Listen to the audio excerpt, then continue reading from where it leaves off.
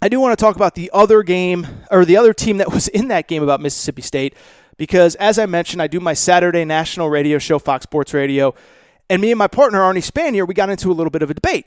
Because Arnie was just, oh my God, Mississippi State's amazing. And I should mention that really quick with Mississippi State is like, just to make sure we're clear, I'm not claiming they're going to win the SEC title or the national championship. It was just one game. But man, like they looked really good, and I give credit to Mike Leach. I still think they're probably the third, fourth best team in the SEC West. But again, I just want to give them credit. But I bring it up because, my radio partner and I kind of got into it on Saturday night of, okay, was that game about Mississippi State just being way better than we thought they were? Or is it about LSU maybe not being so good? And I do want to give Mississippi State credit, and I do love that Mike Leach is in the the SEC now. He's playing big boy college football, national TV, CBS games, Gary Danielson, Brad Nessler. But like part of this, I do think is on LSU. And to be abundantly clear, this isn't like a big crazy hot take, oh, Coach O's overrated or this or that or the other thing. I just don't think they look like a very good football team the other day. And by the way, it makes sense why they didn't look like a good football team. I mentioned it on the last episode, but it's worth repeating. I don't think that I've ever seen a college football program in one offseason lose more than LSU lost this offseason, okay? This is what LSU lost this offseason. They lost a Heisman Trophy winning quarterback. Maybe you heard of him, Joe Burrow. They lost 5 first-round draft picks. They lost 14 draft picks overall, which ties an all-time record of most players drafted off one team.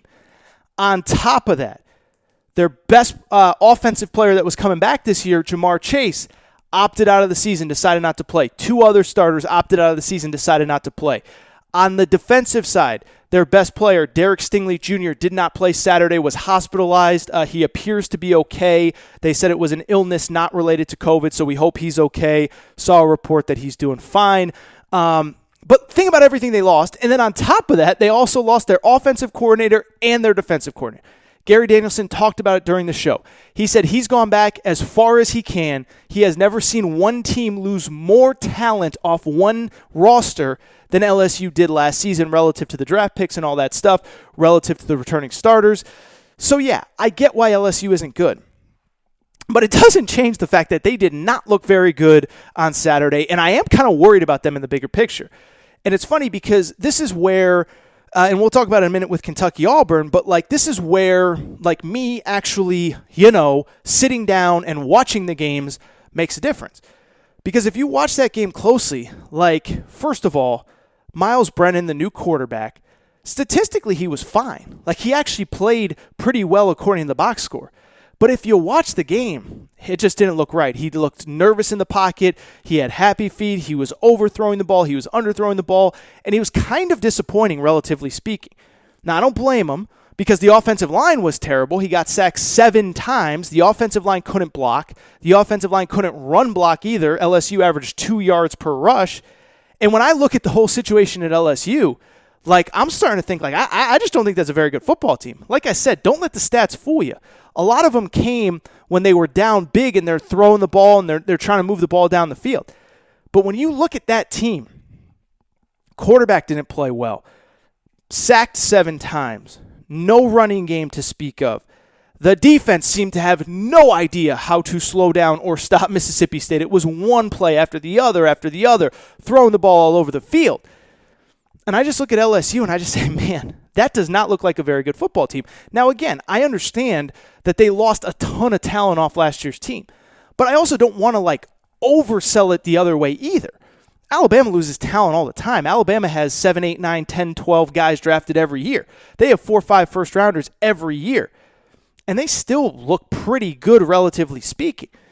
And I'm not comparing Alabama to LSU, but like LSU wants to be in that conversation of the team that's every single season in the conversation for a national championship. And to me, it just looks like, I'm just starting to think like, was last year an aberration? Was last year one of those deals where just about everything went right? And if you really think about it, it's possible. I mean, first of all, Joe Burrow transforms from a guy, and I've used this many times, so I apologize. Longtime listeners kind of know this, know my stance on this. But Joe Burrow, don't forget, everybody gets so caught up in the Joe Burrow narrative of, oh my goodness, overcame transferring from Ohio State, wins a Heisman, wins a national championship. That's true. But what gets lost with Joe Burrow, he wasn't even good at LSU his first year. 15 touchdowns, 57% completion percentage. And so when I'm just looking at Joe Burrow transforming into the best quarterback basically in the history of college football, like that's a once-in-a-lifetime thing, right?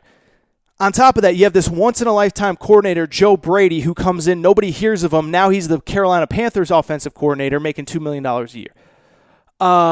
You have a schedule that actually works out very nicely for you last year. You play Texas early, but as it turns out, Texas isn't very good. You get Florida at home. You get Auburn at home. You get Texas A&M at home. You get Alabama on the road, but Tua's banged up. And these aren't excuses for LSU. These aren't excuses. I'm not saying that these are the only reasons they won. They were the best team in college football by far. They smoked Oklahoma in the playoff. They beat Clemson convincingly in the playoff. Only team to beat Clemson in the last 2 seasons. So it's not to say they didn't have an incredible year, but I do wonder if everything kind of broke their way.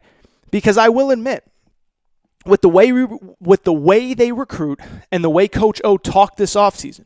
Remember, Coach O was the guy that said about 3-4 weeks ago when we weren't sure we were going to have a season, he said, "We'll play in a pasture at midnight. We do not care. We're ready to play."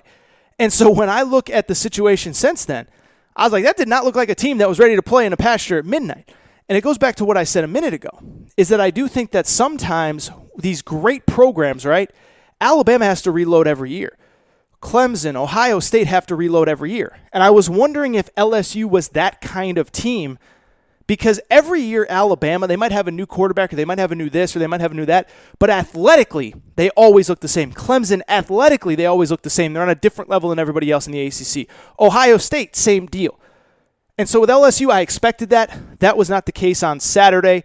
I just felt like that was a team that I expected more out of. I understand that they lost a lot, but the great programs reload. And I look at LSU, and I'm just saying, they got Florida on the schedule. They got Bama, they got Auburn, they got Texas A&M. That looks like a 6-4 football team to be in a 10-game SEC schedule. We will see. They play Vandy this weekend. We'll see if they have the chance to bounce back. But I was a little underwhelmed with LSU. I really was. And I don't think that's a team that can fix themselves overnight.